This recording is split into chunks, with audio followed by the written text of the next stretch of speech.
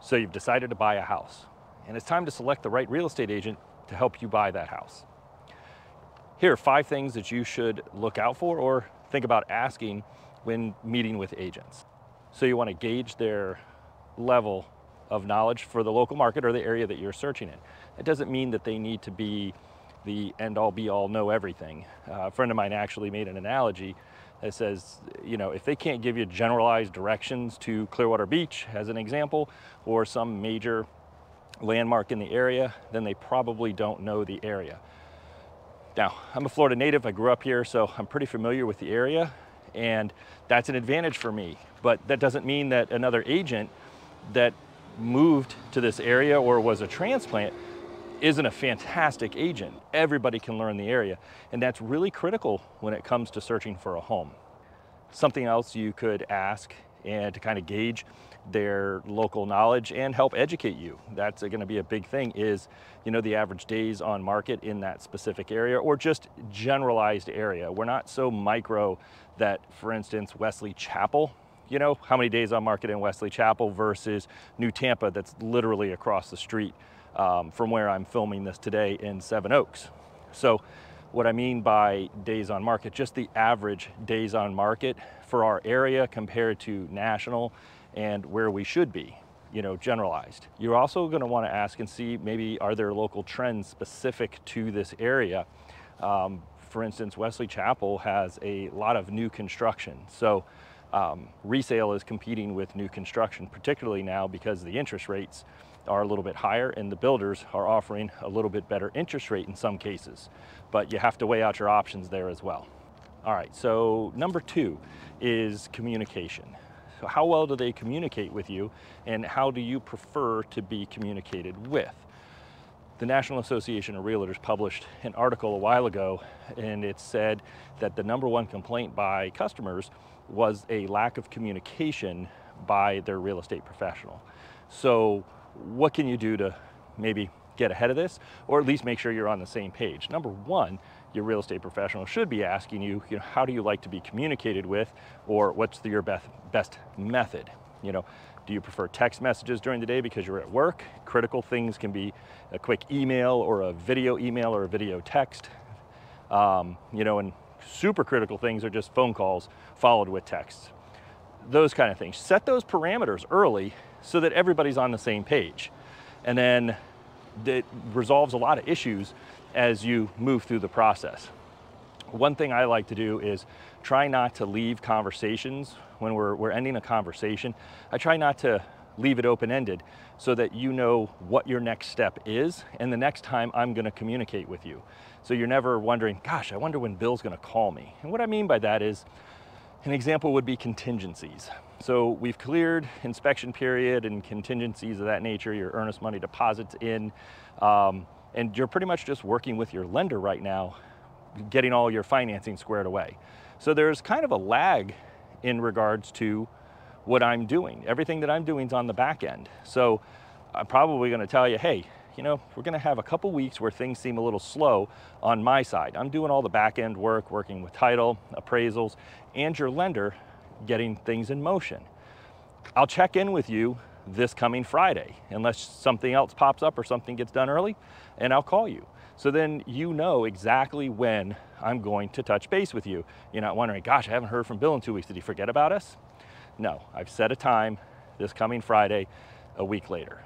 So something else that you could do while you're selecting your real estate agent is pick up the phone and call them. So you found them, whether it's on a Google ad, you clicked on a reference, you saw them online, maybe you saw them on YouTube. Pick up the phone and call the agent. Now, does that mean that the agent's going to pick up the phone immediately the second that you call? Maybe they will and maybe they won't. But where I'm going here is, how well do they communicate? Meaning, did they text you back? Because for me, if I'm working with somebody and the phone rings, my time is focused with the customer that I'm working with right now. So I'm not going to interrupt their time to call or to pick up the phone call unless it's something maybe urgent, but then it works both ways because you would want that to happen as well. But this is, you're calling in and I don't know who you are just yet. But what I do try to do is send a text message when I'm done with whatever I'm working with. Maybe I'm at a showing, and so I hop in the car real quick and say, hey, I'm currently working with clients. I'll call you back in about XYZ time. And then do they actually call you at that time? Those are all good indicators that the agent is serious. It's an indicator that they're full-time and that they're going to make sure they follow up, follow through, and follow up again on anything that's happening during your transaction. So those are my tips for communication, and try to get an idea how things go there. Tip number 3 would be checking out references, or perhaps looking up maybe Google reviews or Yelp reviews, whatever they're on. Check out their reviews. Now, one caveat to this could be, for instance, if an agent is on a team and that team uses the team's Google review page. So when you look up an agent, it shows that maybe they have no transactions, no reviews, things like that. Maybe it's a cause for a scare, or maybe it's not. Just ask. Take that into consideration when you're thinking about like reviews. Referrals are fantastic. You know, are they putting out blog posts? Are they putting out, you know, like I said, YouTube stuff or Instagram or any social media? Anything to help educate you as a consumer goes a long way as far as reference. And then you can gauge their personality. That'll allow you to decide, you know, are they being helpful? Are they helpful to you? And it'll help you gauge maybe their, you know, their knowledge level. Tip number 4 is ask a lot of questions. Ask the agent questions, or maybe you don't need to ask the agent questions and they just did it. Did they review the buying process with you? You know, that's important. Understanding what's going to happen step by step from start to finish, so that you have a clear understanding of what's going on, is critical.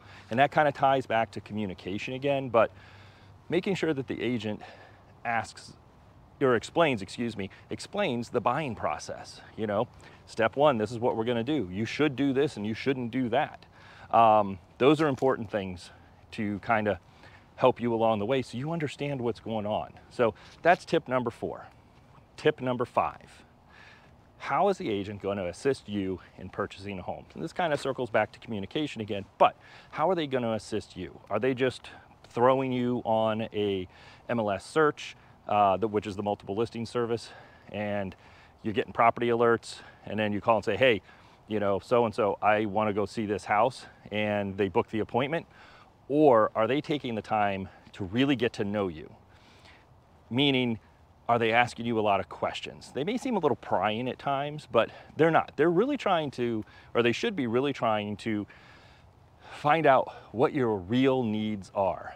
Do you need to be, you know, why are you buying a home? Is this your first time buying a home? They're going to take a little bit more time and help you through that process. Do you need to be close to work? Is school district a concern for you? Is shopping centers a concern for you? Things like that. How far is it to get to maybe the grocery store or you know, the gym? All those kind of things. What are your hobbies? What do you do on your days off? If you've got a boat and you're out every weekend on the day off, you may not want to live 40 miles inland. Or maybe you do, but the agent's only going to know that if they ask you.